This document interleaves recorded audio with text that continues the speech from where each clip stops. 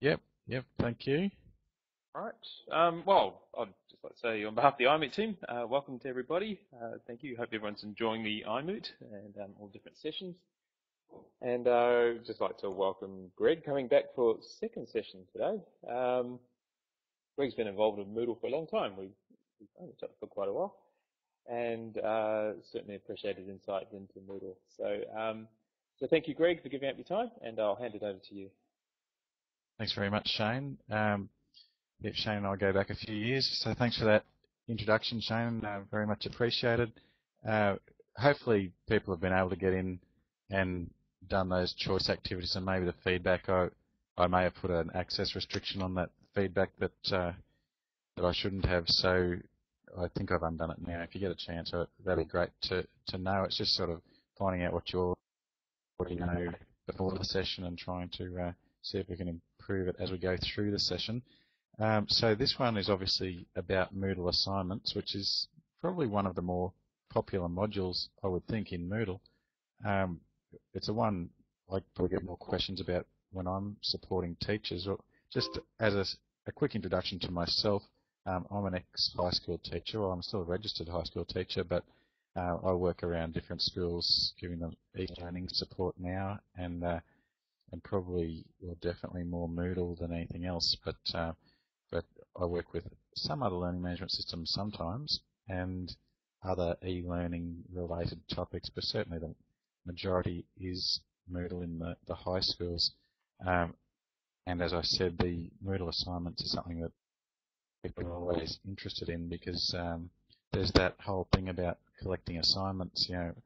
Remember when I was a high school teacher, many times I collected assignments and some of them didn't come in, and I'd be walking down the hallway and students would slap an assignment on top of the pile, not knowing whether it was the right pile or anything like that. And of course that led to a few problems of things going missing when I needed them. So a lot of people have had a similar experience. Feel free to jump on the chat and type anything in if you've had a similar experience. But I think a lot of teachers, the next thing they do, rather than trying to collect them by hand, is often get them. Thanks, Christine. Then it looks like the feedback's available now. And yeah, people tend to go away from collecting by hand, and the next thing they try is often email. I think if anything, it might even be worse than collecting them by hand, because it just opens up a whole grey area of students, whether they actually emailed the thing or not. I emailed it, sir, didn't you get it?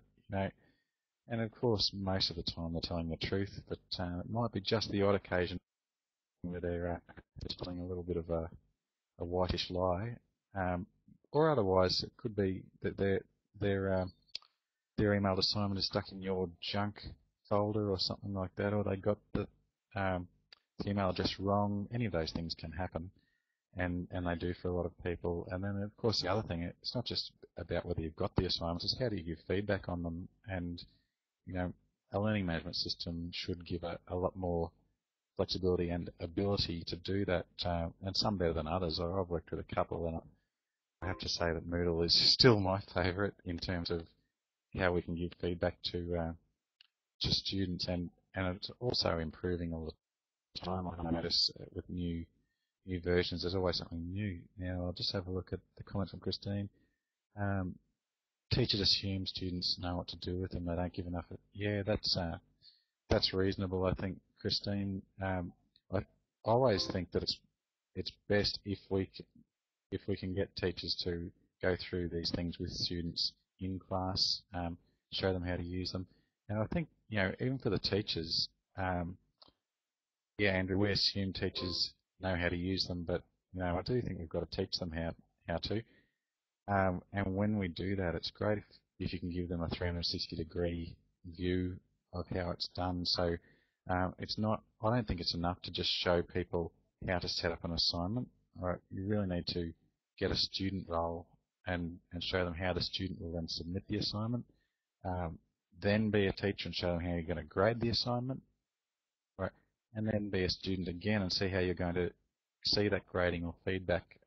So go through the whole process really, and not just the first part of it, which is setting the assignment. So that should alleviate a lot of those problems, I think. Do other people do that? Do you go through the whole process?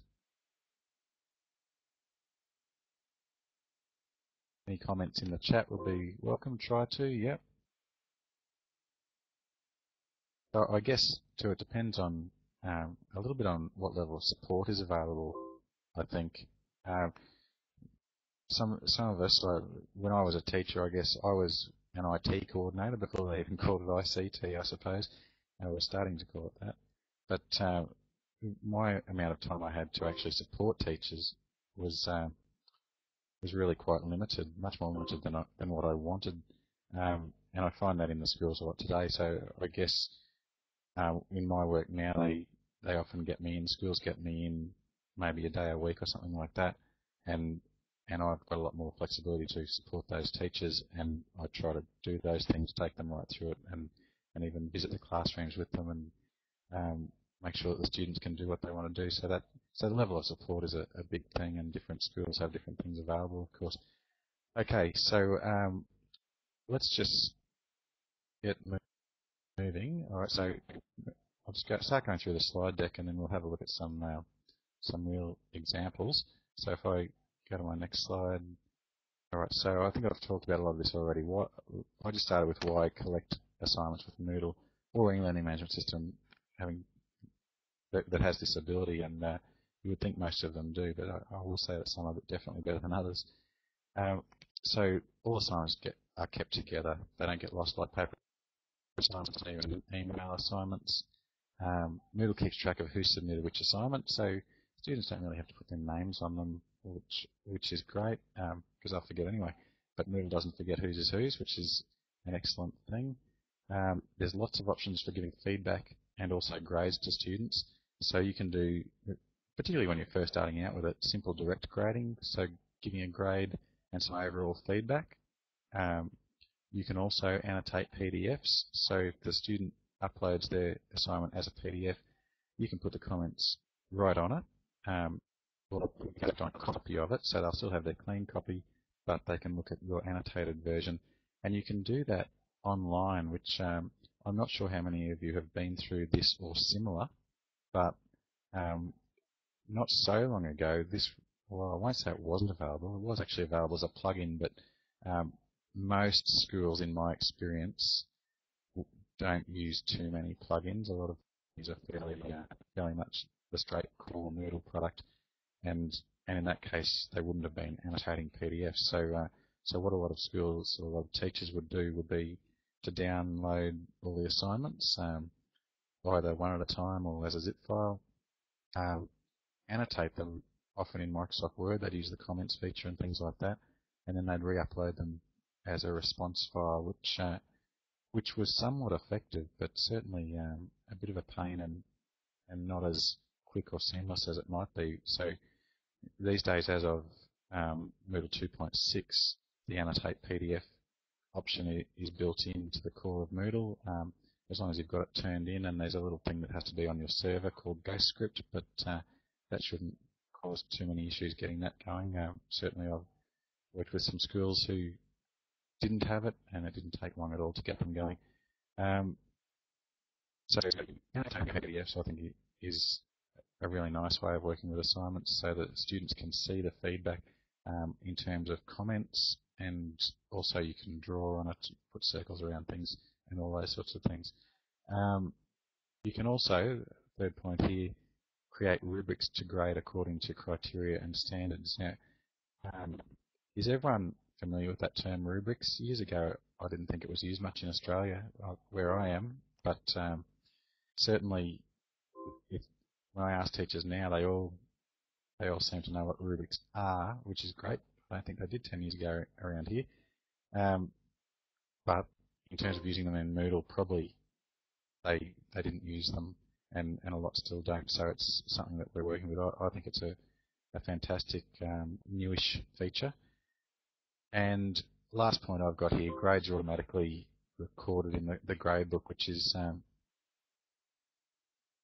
really a nice thing, because I've just done a session on the grade book actually earlier today, but students can get in and see their grades at any time, and it's very flexible in how it grades as well, and how it also aggregates grades into either final grades or you can have grades for categories, grades for outcomes or criteria, that sort of thing. Okay, so I think there's lots of good reasons why we would collect assignments with an LMS, being Moodle in our case. So moving along. All right, the first thing I want to do, and I see some people have said that they don't use Moodle assignments at all yet, so I'm just going to do an example. I'm going to turn my screen sharing on, share my desktop.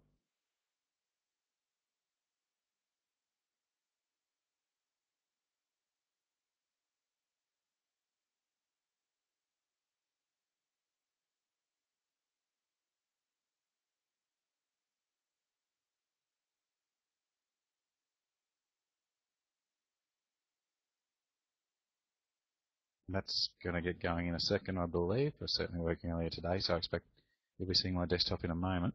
But yeah, there it is.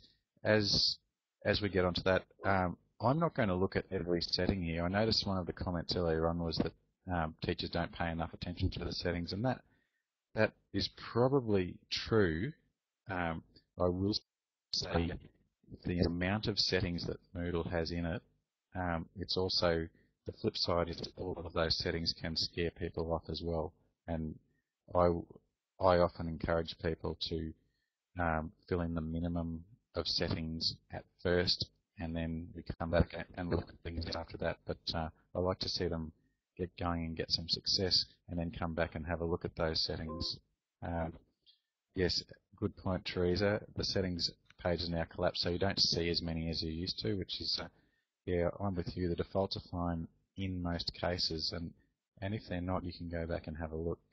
But yeah, I do like to see people getting a little bit of success straight away rather than trying to work them all out. All right, I'm just going to go into one of my sample courses and look at creating a simple assignment.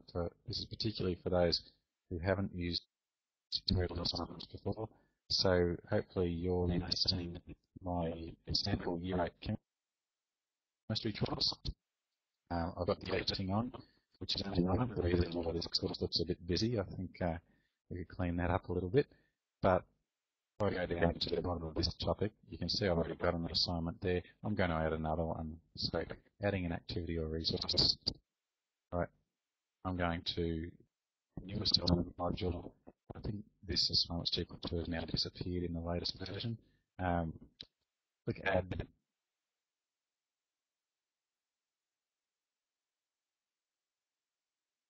And put some information in here. So the assignment name, I'm sure most of you are aware that this is what will appear on the course page for the students. So I'm going to simply call this one Assignment 3. Now, that's not a really descriptive name, so that would probably assume that the students already have had some experience with assignments. If you're only going to call it that, when they're first getting introduced, I would often call it something like click here to upload your assignment, or click here to submit your assignment, or something like that. Description, well, that's what I'm going to put here. Click here to upload your assignment. And I generally then add something like here to view the task sheet. I'm a fan of putting the task sheet in the description rather than as a separate link, creating yet another link on our course page. So I would do something like that. Just going to go back to Big Blue Button and check whether there's a question. Oh, my desktop sharing is frozen on your screen. Is that happening with anybody else or only Andrew?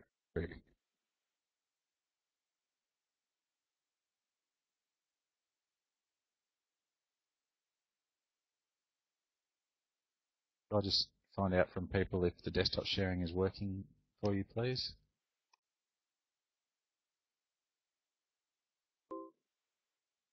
Yeah. All right. May be limited to you by the looks. Yep. Narissa, I'm just going to go back to my Moodle page so you can see that. Could you just let me know, Narissa, if you actually see the Moodle page in a few seconds?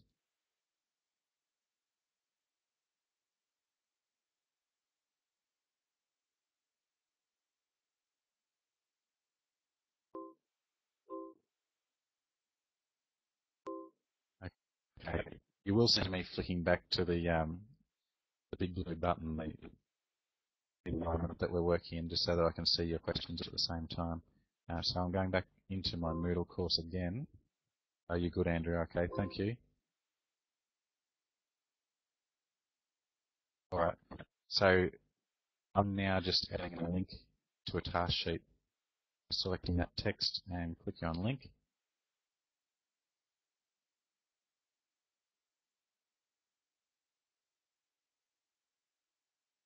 And I'll browse for a task sheet. I'll upload one. I'll browse, and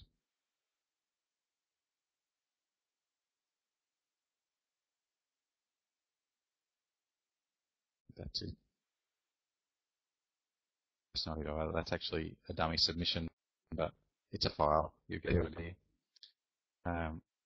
Upload this file.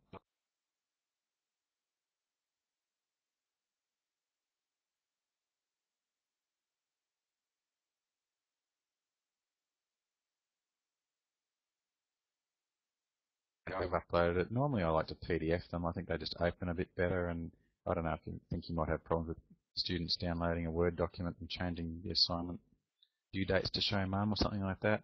But I do normally PDF the task sheet. I'm going to get that to open in a new window and insert. I'm just going to flick back to my big blue button window to see if there's any questions. Okay. All right. Continuing. Right. I'm going to move down the page. Now, as I said, I don't really ever go through every setting, but and I won't now either, but I'll go through some of them. Allowing submissions from the date that you put there. If this is enabled, all right, that's when submissions will be allowed. All right, so it's fairly self-explanatory. And what's not self-explanatory, it's found in these little question marks here. So if you're not sure about something, have a look there, and they do explain them quite well. Now, a due date, put a date and a time there. It will accept assignments up to then. It will normally accept assignments after that as well, but it will alert you that they are late. From memory, it puts them in red or something like that. The other one is the cutoff date, which by default is not enabled. Okay, so if we do enable that, and put that date, we shouldn't have it before the due date, but if I have it as, say, the same as the due date or after that, and you'd have to change the time there as well. I'm not going to worry about that now. But what it does is from that date and time onwards, it will not accept assignments unless the teacher specifically goes to that student and grants them an extension. Right, so the student will not be able to just upload it. So it's up to you whether you use a cut-off date or not. Right. Moving down a bit, I'm again flicking back to see if there's any questions. Audio got kind of funky. You wouldn't have thought of it, Maureen. Okay. Yeah, I think some of the students probably do. Maybe not so much assignments, but other things like, you give them worksheets and things. Maybe I've dealt with the wrong students. Maybe that's kind of the kind of student I was. I'm not sure. But going back to Moodle and the submission types. So very commonly we use file submissions, and I'm going to leave it on that for this one. I'd like, in this case, to get students to upload as a PDF, and you can actually put that in the instructions. I'm only saying this so that we can annotate the PDF and do that online rather than having to download anything. Otherwise, you can use online text. I tend to think that that's quite good for homework exercises and things like that. Maximum number of uploaded files. You might want to accept a draft and a final and make it two, or two drafts and a final. Depends how much you want. Also, sometimes an assignment consists of more than one file, so you can decide on whatever it is that you want for that one. Activity upload limit. So how big are their files likely to be? Are they going to have lots of heavy pictures in them, for example? If so, maybe it would be good to show them how to lighten up those pictures. Feedback comments. I'm going to leave it on feedback comments for this one. I don't really go for feedback files so much anymore now that we can annotate PDFs. offline grading worksheets are pretty cool if you've got lots of assignments to grade, because grading offline is quicker than grading online because there's no screen refreshes and things like that. And you can go through your worksheet, putting grades on it, and then upload the worksheet, which is a pretty quick way of doing lots of assignments. So that's one to have a look at as well.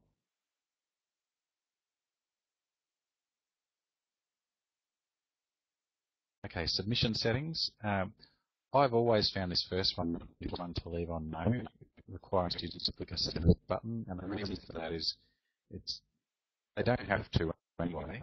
You can grade it without them clicking the submit button. When they do click the submit button, it stops them from submitting any further. The teacher can go in and revert the assignment to a draft, but honestly, I've seen more trouble from that than any benefit from it, so I always tell people to leave that as no. I like this one. They require the students accept the submission statement. The submission statement will say that they verify that this assignment is all their own work except where otherwise stated. So I like that one, and I normally say use that one. Skipping down a little bit, not doing group assignments in this one, quite interesting though. Notifications, do you want to be notified about every assignment? No, I wouldn't, but if you do want an email about them, every assignment that comes in, then say yes. And I've taught online courses before and things coming in at all different times, and in those instances it can be good to get the email, but if you're teaching in a school or a college or something like that, I'd suggest probably no. Maybe you want to be notified about the late submissions though. Setting a grade. I'll just pop back and see what the comments or questions are. Change after you started. Yeah, fair point, Teresa. It is good to set it out. They've come in later than you expected. So I'm in the grade area now, and I'm going to change the grading now. I've set up a bunch of different scales. Hopefully people are aware how to do that. But I'm going to grade this on an A plus to E minus scale. Right. For starters, I'm going to use simple direct grading. All right, later on I'll use a rubric, but first up it's simple direct grading, which means I just give them one grade for the overall assignment. I'm not trying to grade separate criteria or anything like that. At this stage I haven't got any grade categories set up. That goes back to the gradebook session I did earlier today. You can set up categories in your gradebook, and then you can allocate the assignment into a category and get a total for that category, things like that. Blind marking, I don't know if you will use it or not. I love it. You can't see which students you're grading. You might guess, but you don't know who's you're grading at a particular time. And I think that's an interesting exercise. Be aware if you do that, you've got to, you won't be able to release the marks until you've done a little admin thing, which I'll show you a bit later, under your course administration, under your assignment administration, putting the names back on basically. And marking workflow again, probably beyond what we're trying to do here, trying to do a fairly simple assignment. So I'm going to go save and display now. That's interesting. It's saying required when I've already got it. Now, I have seen that before, but not on this particular Moodle. And it seems to have lost my task sheet. Now, that's behaving now. Because I haven't seen this particular Moodle do anything like that before. I wonder if I can find that in recent files.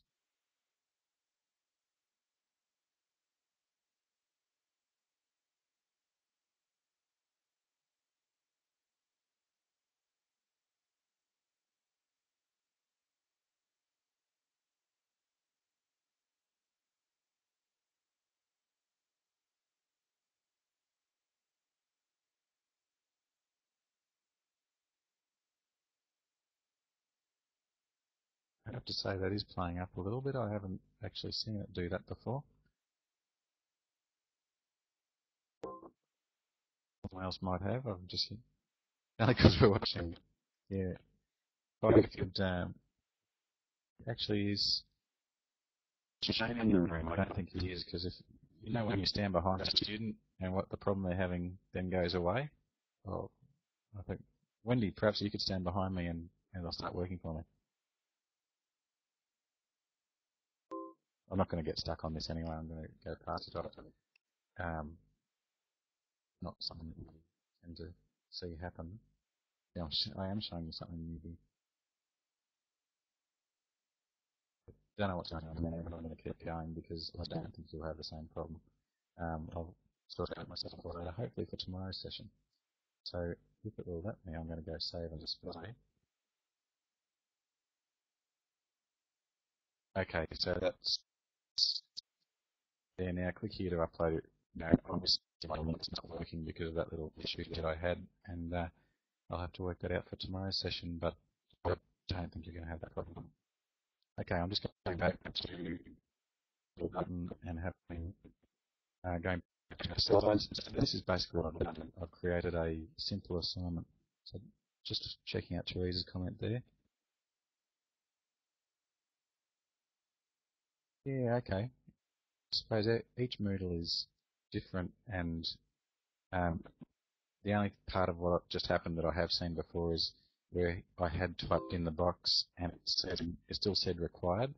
I have seen that at a school before, but it would always go away when you clicked submit again for the second time. But the bit about losing my linked document, that's a new one on me, so I'll be doing a bit of investigation on that one.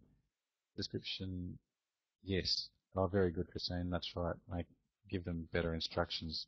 Keep it nice and clear for the new ones. All right, I'll keep moving. All right, so student submits assignment. All right, let's go ahead and do that. I'm going to become a student now. So I'll switch my role to student. In fact, what I should do is make sure I've actually got a student role. You can switch your role to student without, yes I do, without having a student role, but to make it work fully, I think you really do need to go in and give yourself the role of student as well. Where you can actually upload the assignment and grade that assignment and all of those things. All right, so I'm going to switch my role now to student. Good night, Gary.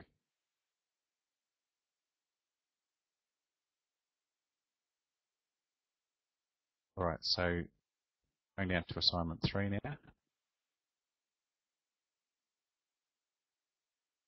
Right now I can't click and view the task sheet, of course, but I hope you forgive me on that one. I'm going to add my submission. I'm going to say it's my own work, except where I've acknowledged the works of other people, and drag and drop.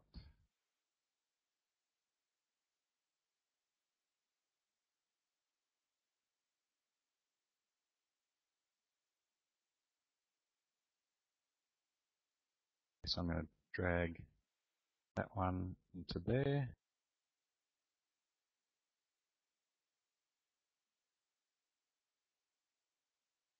Comments.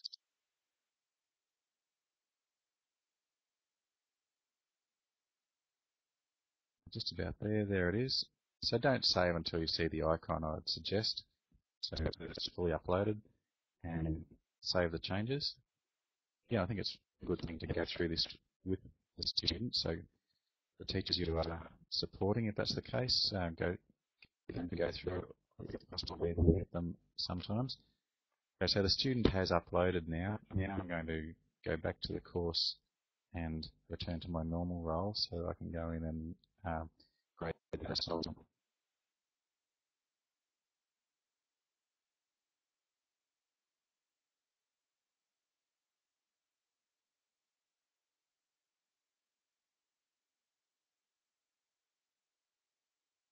So I'm going to go view or grade all assignments or submissions.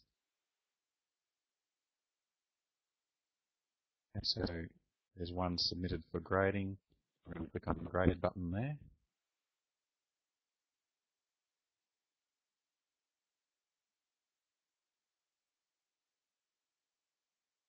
So I can view the assignment from there. I can give it a grade here. Once I've viewed it, sure it'll be great. Give some overall feedback, but this is the newish thing. I say newish because it was a plugin before, but since 2.6 it's been in the core of Moodle. We can now annotate on the PDF. So I click that one, and it generates a PDF. I've got all these options that I can put on. Okay, so I can draw. Well, that's a cover sheet. So I'll just go to the next page. I can draw on it. I can type. I can put circles, stamps, all sorts of things on it. So now I'm not going to go into every option here, but you may like to do that yourself. All right, I'm going to circle all of that, and I'm going to, I'll leave it on the color, so you can change colors there. I'm going to add a comment here.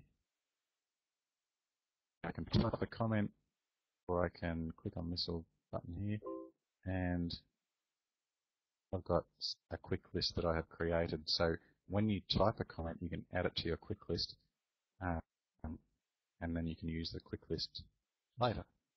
Okay? So as you can see, I'm not going to go through all of those options, but there are lots of options there, right? And you don't need to save it or anything like that. Just close it, and the student will be able to see that feedback that you give them.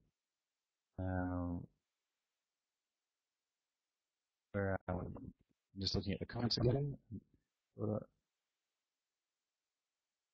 annotation tools are part of, yes, they're a plugin that goes with it, Maureen. When I say a plugin, it's a plugin that's in the Moodle core. It's not something that you have to go and install.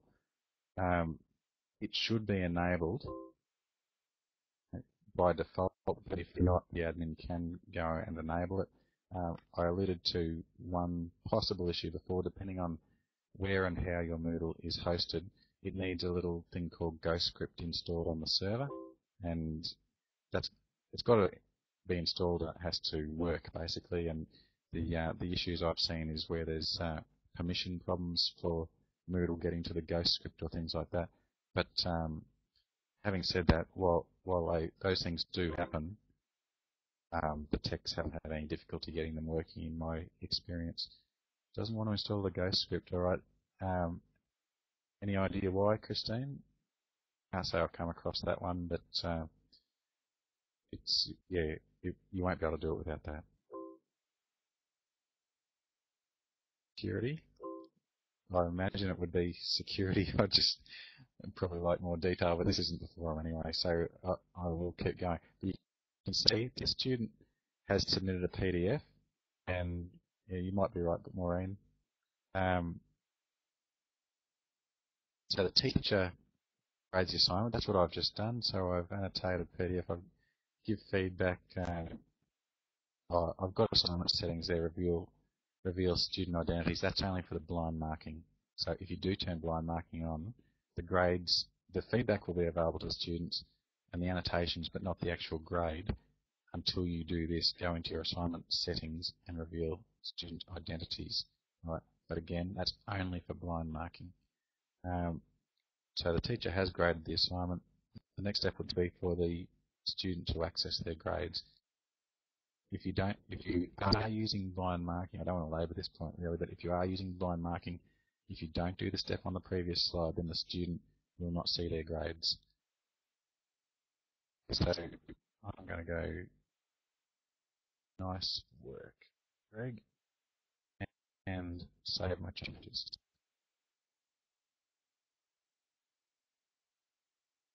Continue. All right, I'll go back to the course page and then add my role to student.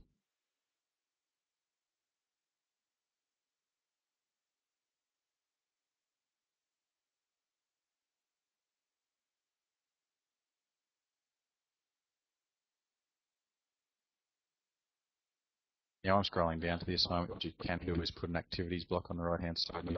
You can go straight to all of your assignments from there, but just have the right-hand side, the left-hand side on yours.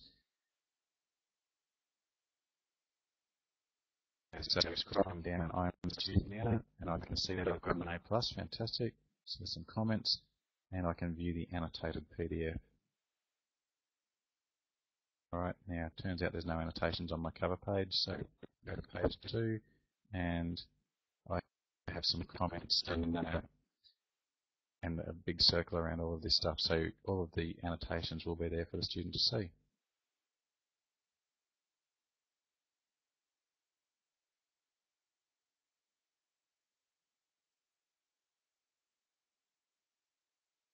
Taking a sip of the coffee my daughter brought me about 15 minutes ago, so if you hear a slurping sound, that's me. Good daughter, that right?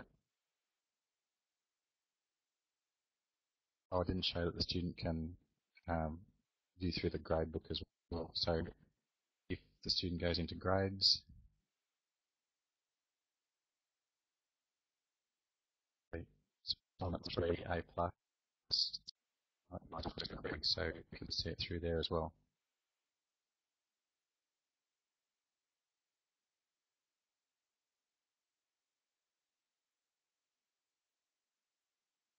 Okay, we can also grade assignments with outcomes or criteria. Now, the outcomes can be used for a number of things. My experience is really, well, mostly with using them to grade criteria. So we use criteria-based assessment. Each assessment piece, or each subject has normally 2 or more criteria that they grade against, and each assessment piece normally grades several of those criteria. So outcomes is a pretty good way of doing that. Can I just get an indication in the chat window of who does use outcomes?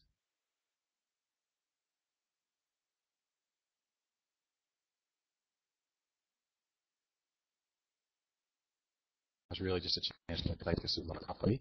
So I'm going to go in and have a look at how we do this.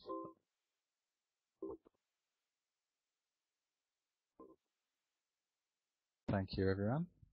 All right, so we go to course administration. You know, that's a good starting point, Teresa, to keep it simple to start with, but it's I don't think it adds a lot of complexity. Again, I wouldn't start with it, but you can move into it fairly quickly, I think.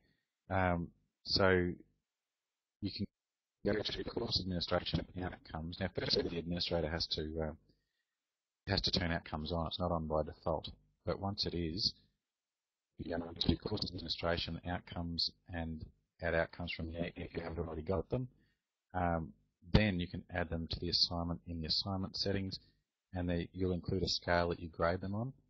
And from there on, you can actually do your criteria-based assessment. So I'll go in and have a look at that.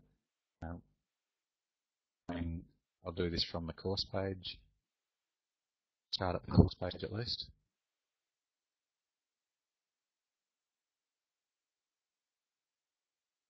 Turn to my normal role.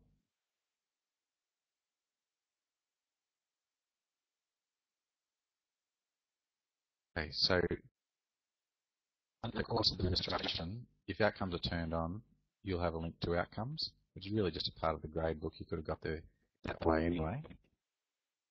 Okay, so we have some standard outcomes. That's not a very good one. Breathe or walk. We can also add our own custom outcomes for this course. Now, if the outcomes are used widely, you probably make them standard outcomes, so they can be used across multiple courses. If they're just going to be used in this course, probably less likely scenario, then you can create them in the course. A teacher can create them. A teacher cannot create standard outcomes across the whole site. I'll go into edit outcomes, and I'm going to add a new outcome.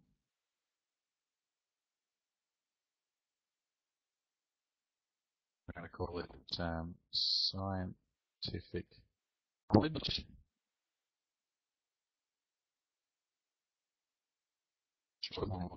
Knowledge. Now, I'm logged in as administrator. That's why I've got the ability to tick standard outcome. If I was a teacher rather than administrator, I wouldn't be able to do that. Now, I've got to set a scale that I'm going to grade this on. It's going to be A+2 E- again. And normally they're, I think, fairly self-explanatory. Don't necessarily need a description, but you might say differently. So I'm going to save those changes. Okay, so that's gone in under custom outcomes. I'll add one more new outcome. This one's scientific skills.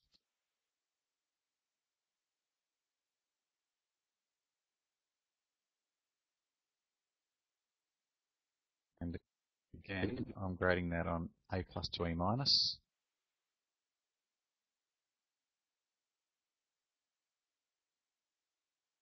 Right, so 2 new custom outcomes. If I go to outcomes used in the course, right, you'll see that they're gone straight in because I didn't make them a standard outcome. Right, so standard outcomes become available over here and we add them. But otherwise, if they're custom outcomes for this course, then they will be used in this course. So now that they're there, we can now go and add them into any of our assignments or as we create the new assignments.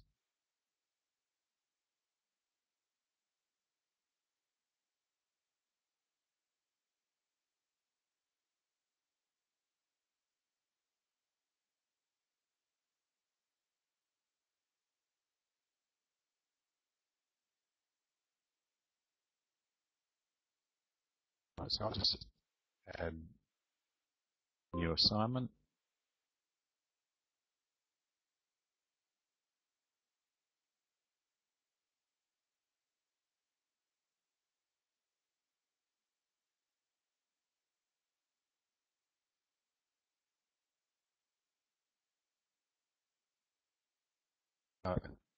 Is that Dave, is it? Do outcomes have levels so that they're apparent? I don't think so, Dave. If anyone has knowledge of that who thinks that it has, please spoke up and let me know. But to my knowledge, they do not have parent standards and child standards or substandards.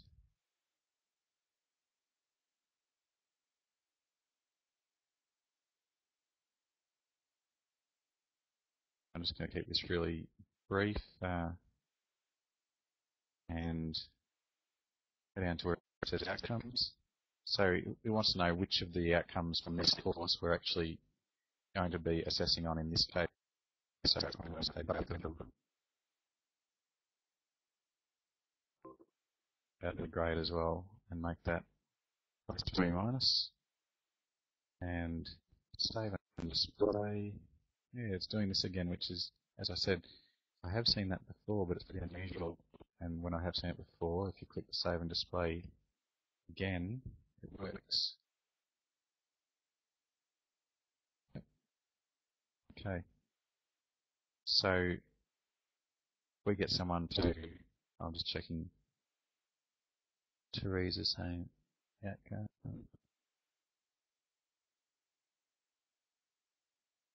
Teresa, do you think that they actually do have that as parent standards, children and substandards? It doesn't ring a bell with me at all. Okay, we might leave that for now anyway. Okay, so if I go and switch my role again to student,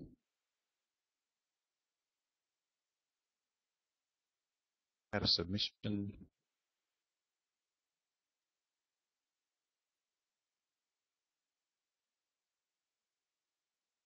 submission will be fine.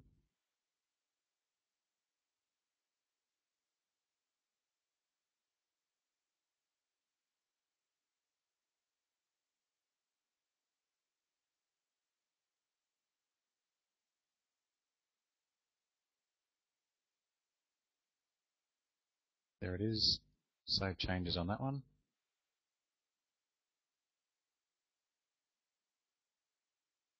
So that's done. Go back and return to my normal role.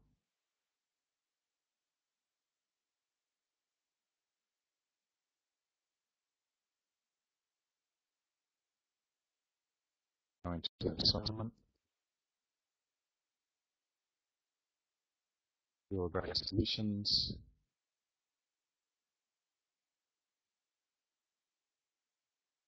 Okay, and go into grading.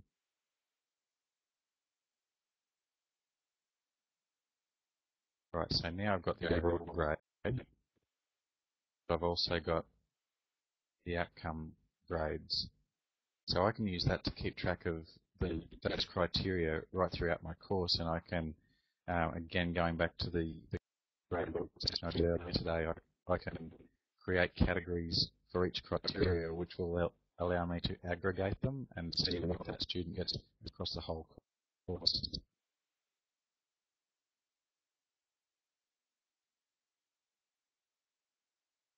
Any questions about outcomes at this point?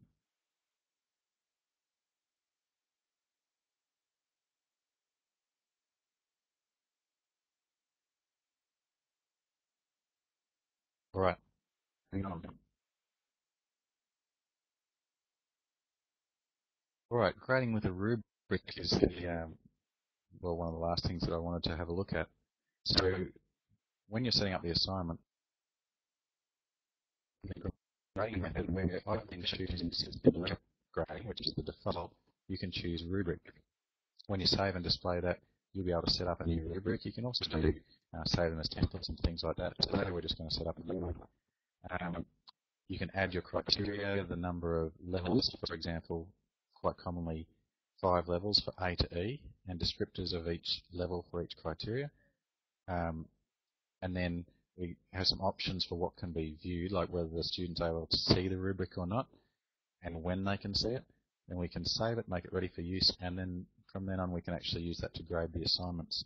All right, so going and having a look at doing one like that. Love rubrics, yep. So I'm going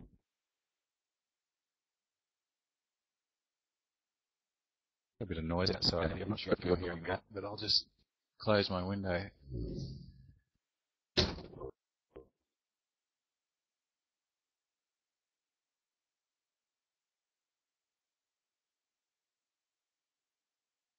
All right. One more assignment.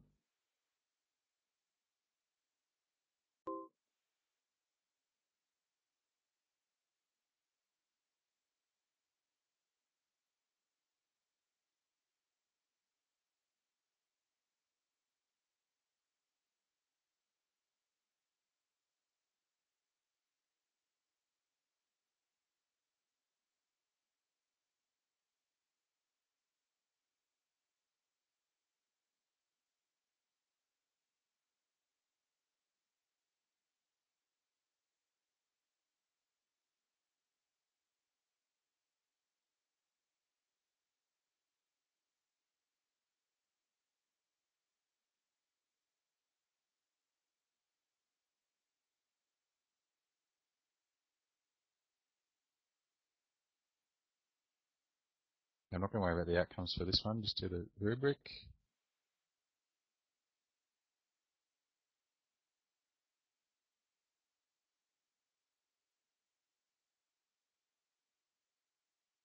All right, I'm going to define a new grading form from scratch.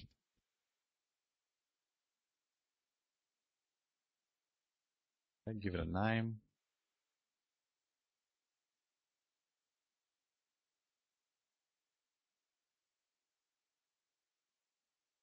All right, so we add our criteria here.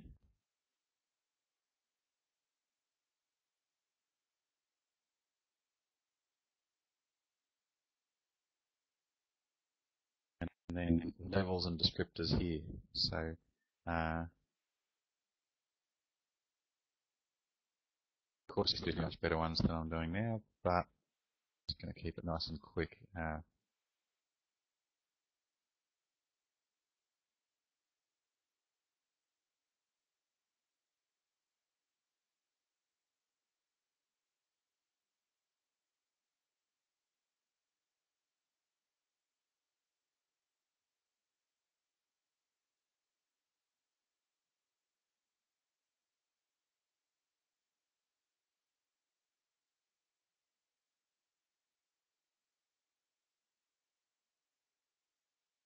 Do some of those.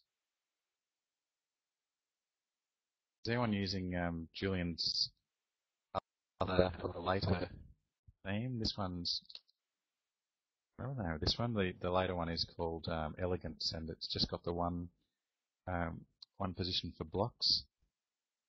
Nice, I like it.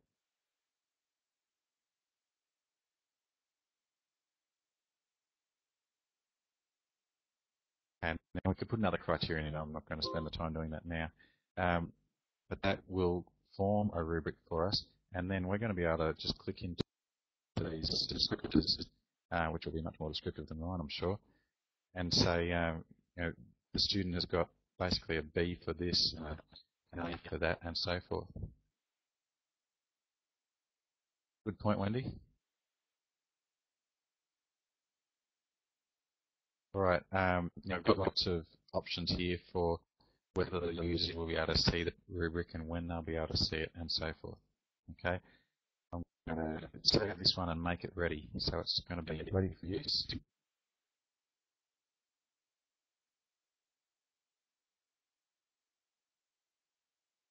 Okay. And I think I can grade without anyone actually submitting anything. I'll just go ahead and try that.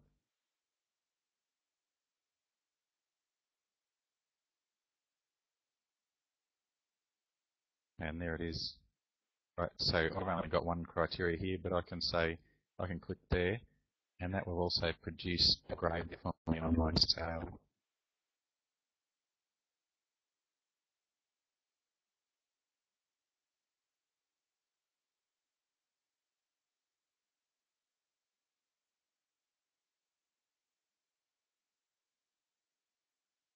Okay, so I've got a set on my scale there. If I had multiple criteria, then it would work it out for me, basically get an average. It does it numerically.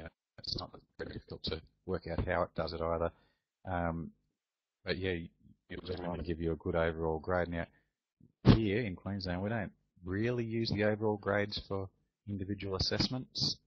We do purely criteria based, but at the end of the day, the students and their parents all want to know, well, what did I get? And so this will actually give them an overall grade, which is, I think, pretty handy.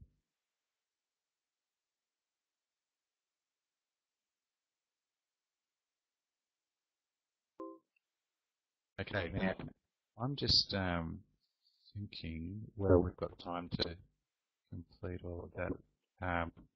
We have to create another assignment. I'll just go through the offline grading worksheets. I like them if you've got lots of marking to do because it just speeds things up. Maureen, yes, you can add more detail. You can add another criteria, and I've just put very short descriptors in as well. You can put full descriptors in. I was really just doing it with an eye on the clock.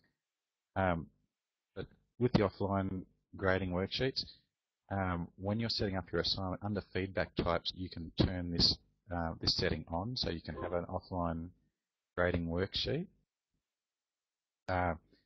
Then, when you go to the assignment itself, when people have or students have submitted their assignments, click View or Grade All Submissions, and then the drop-down menu at the top, which I'm sure you have all seen, will have an option Download Grading Worksheet.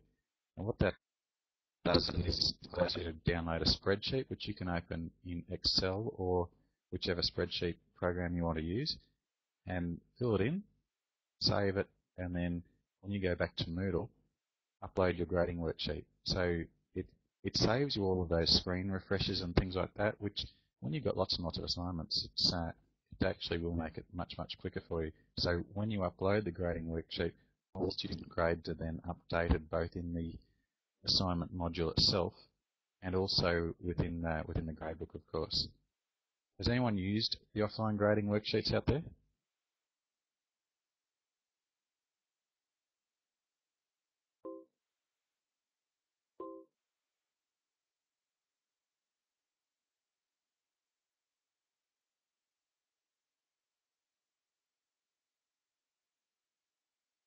Shared rubrics, okay, Dave. So just Teresa, only person who has got some stuff happening with the offline grading worksheets.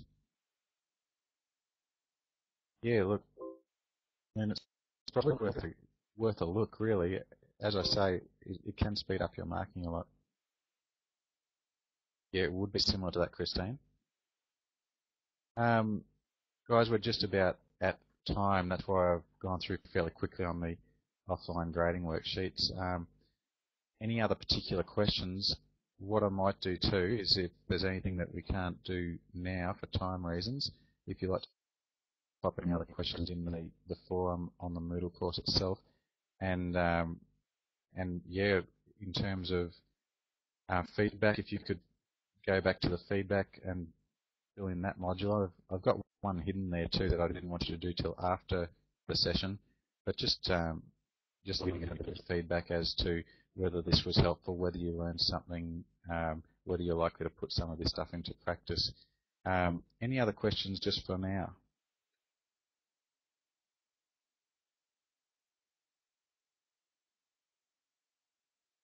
All right, well, I might wrap it up, but could I ask if people would mind going back and doing the feedback within the Moodle course, which I'm just going to go down and turn on now.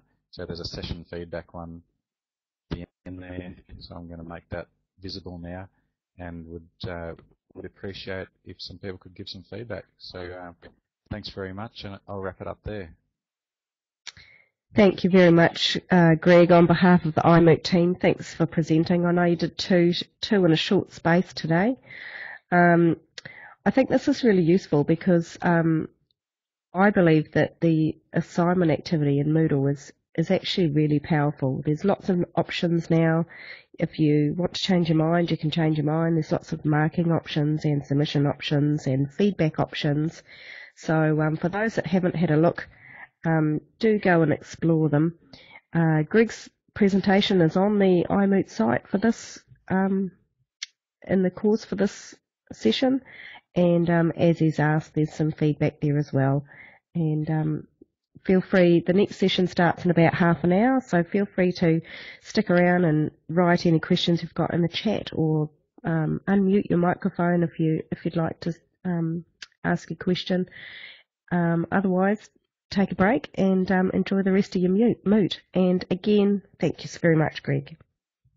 You're very welcome. I will have to say, though, for any questions from me, if you could pop them in the forum, because I won't actually be able to answer them immediately. I do have to duck off now, but I'll be doing the same session again tomorrow, and I'll certainly duck in and have a look at the forum before then, and if there are any questions that I can help you out with, then I'll do so. So thank you very much, everybody.